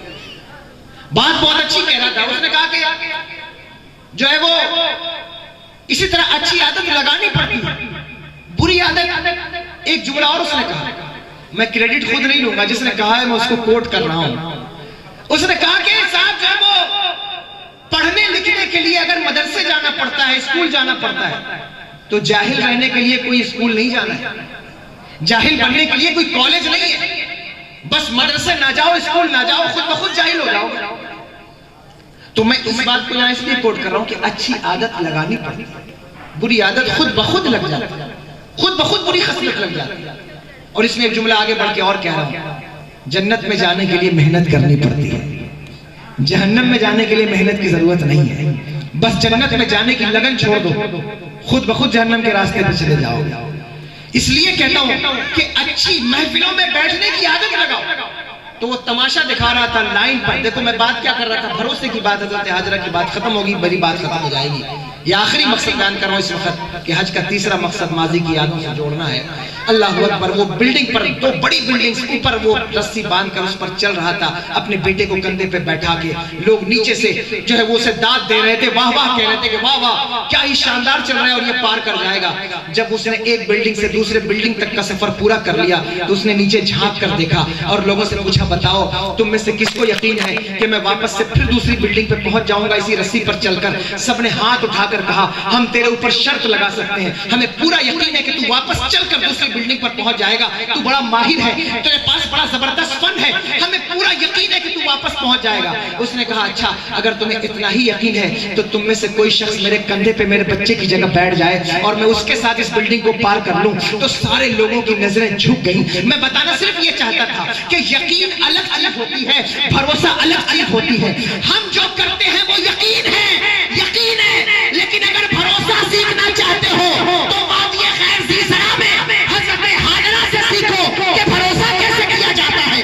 اگر بھروسہ سیکھنا چاہتے ہو تو وادی کربلا میں سیدہ زینب سے سیکھو کہ بھروسہ کیسے کیا جاتا ہے. اگر بھروسہ سیکھنا چاہتے ہو تو خدا کی قسم ہمارے ماضی میں جھانک کر دیکھو، تمہیں تاریخ کے اوراق پر عورتوں کی وہ تاریخ ملے گی کہ بھروسہ کیسے کیا جاتا ہے. بھروسہ کیسے. ہماری بہنوں کے رشتے تاخیر سے آئیں، لیٹ ہو جائیں تو حالات کیا سے کیا بنتے ہیں. میری بہنوں خدا کے لیے اپنے بزرگوں کو پڑھو، ورنہ تمہاری اولاد ناکارہ ہو جائے گی، برباد ہو جائے گی، بے حیا ہو جائے گی، معاشرے میں کچھ نہیں بچے گا. تمہاری پیدا ہونے والے بچے تمہیں گالیاں دیں گے. اس لیے اپنا کردار سنوارو. کردار اس وقت تک سنور نہیں سکتا جب تک تم ماضی کے دریچوں میں نہیں جھانکو گی، جب تک تم اپنے بزرگوں سے، اکابرین سے اپنی تاریخ کے ان کردار کو نہیں پڑھو گی جنہوں نے اسلام کے لیے محنت کی ہے، جد و جہد کی ہے. تب تک آپ نہیں بڑھ سکتے آگے. آگے پڑھیے دیکھیے حضرت حاجرہ سلام اللہ علیہ کا کردار کیا ہے.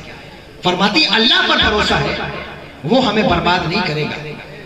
اللہ نے تمہیں بھی پیدا کیا ہمیں بھی پیدا کیا.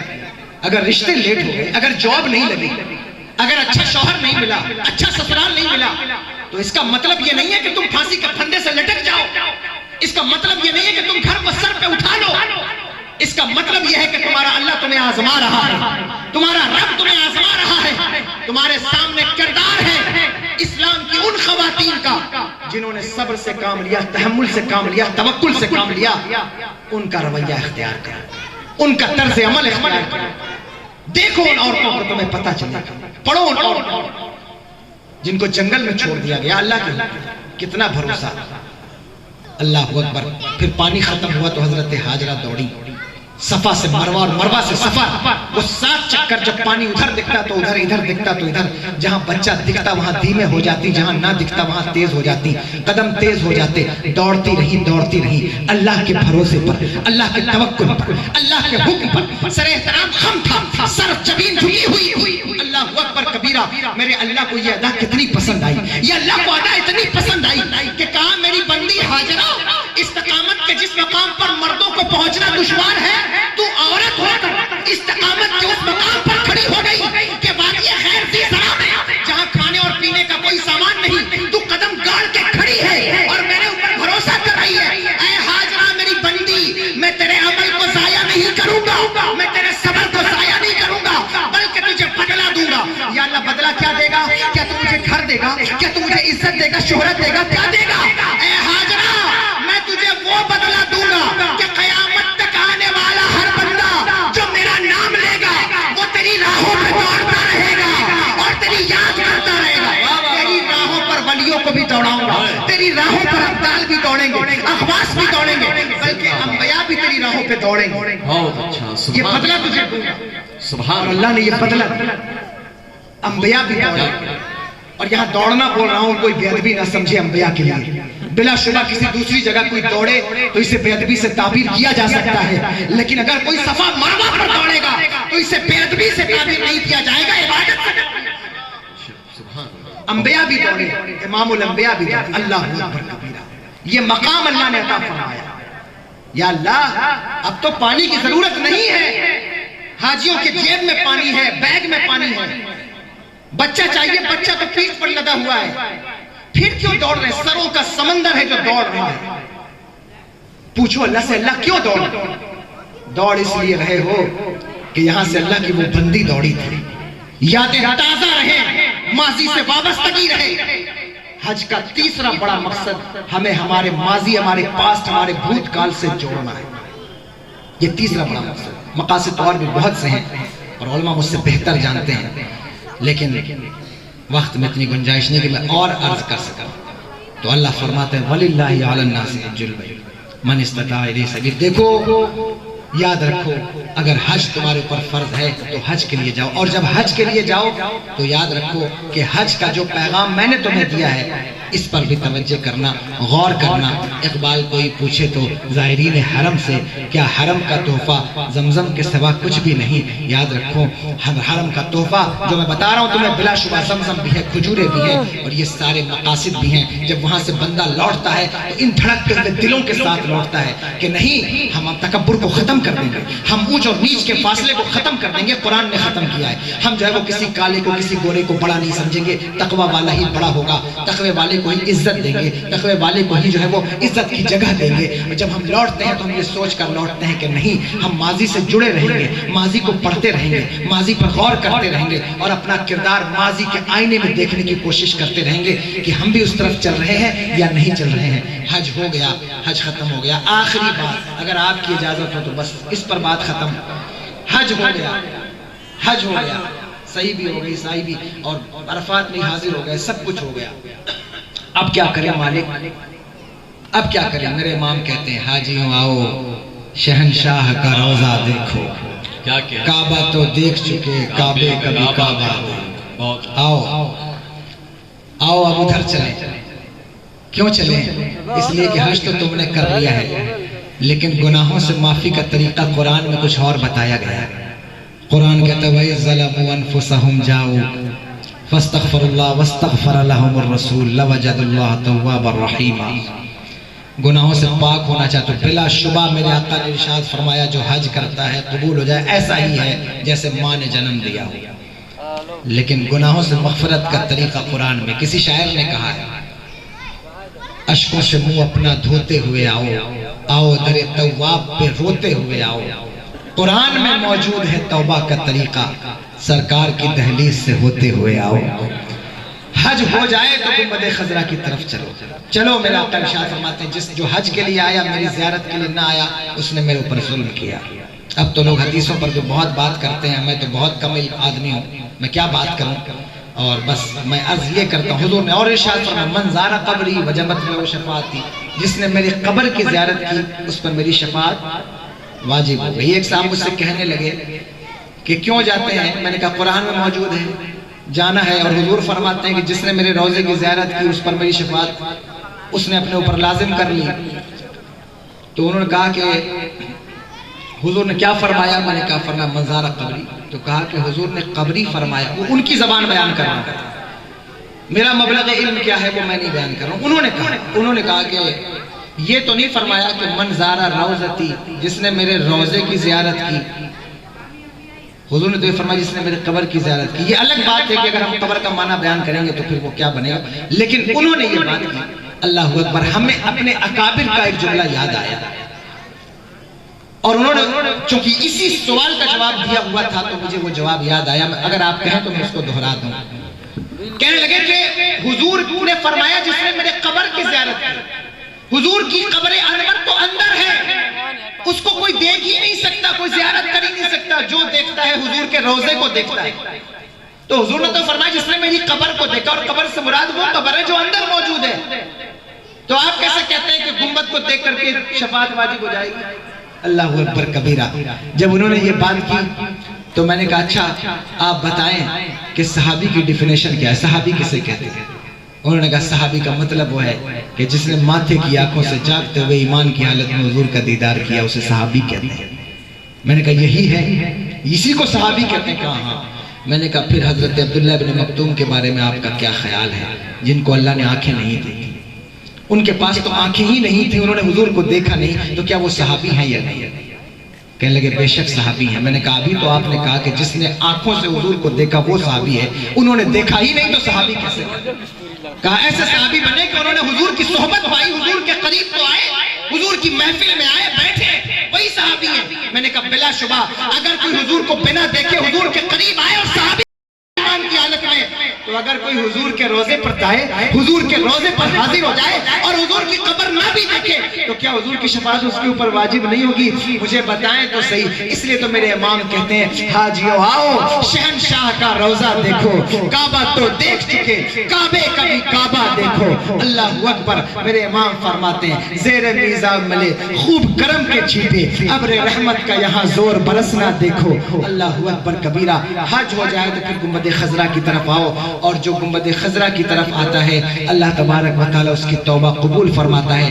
حج کا چوتھا مقصد بیان کرتے ہوئے میں بات عرض کر دوں کہ حج کا ایک مقصد یہ بھی ہے کہ حضور کی بارگاہ میں بلایا جائے اور حضور کے روزے پر حاضری دلوائی جائے. ہو سکتا ہے اس بات پر کوئی میرے جو ہے وہ سوال کھڑا کرے، لیکن میں اس کا جواب اس طرح سے دوں گا کہ جب دنیا ہی انہی کے لیے بنائی گئی. اللہ اکبر. یہاں تک کہ محشر بھی بیگم شاہ وارثی کہتے ہیں فقط اتنا سبب ہے بزم انعقاد محشر کا کہ ان کی شان محبوبی دکھائی جانے والی ہے. خدا کی قسم حج کے مقاصد میں سے ایک مقصد یہ بھی ہے اس وقت ہماری شریعت میں کہ حضور کی بارگاہ میں حاضری ہو، توجہ حضور کی طرف ہو. اللہ اکبر. جو ہماری توجہ نبی کی طرف رہے گی تو حضور کی توجہ بھی ہماری طرف رہے گی. اسی لیے ہم پکار کر کہتے ہیں یا رسول اللہ یا رسول اللہ انظر حالنا یا حبیب اللہ اسمع قالنا. یہ کیوں ہم نے دیتے؟ اسی لیے دیتے ہیں. میرے امام بولے بکار خیش حیرانم اغثنی یا رسول اللہ، پریشانم پریشانم اغثنی یا رسول اللہ. اللہ اکبر. بس انہی چند جملوں کے ساتھ آپ کا ادنا غلام آپ سے رخصت لیتا ہے. آپ سب سے بہت معذرت، جلدی میں یا میری کم علمی میں ناسمجھی میں مجھ سے کوئی جملہ کوئی ایسا لفظ نکل گیا ہو جو آپ کی شایان شان نہ ہو اور نازیبہ ہو یا دل کو ٹھیس پہنچا رہا ہو، بہت معذرت خواہ ہوں، معاف فرمائیے گا. استغفر اللہ ربی من کل ذنب و اتوب الیہ وما علینا الا البلاغ. السلام. حضرات بیٹھے رہیں، علماء کرام کا حکم ہے کہ بھائی محترم صابر رضا صاحب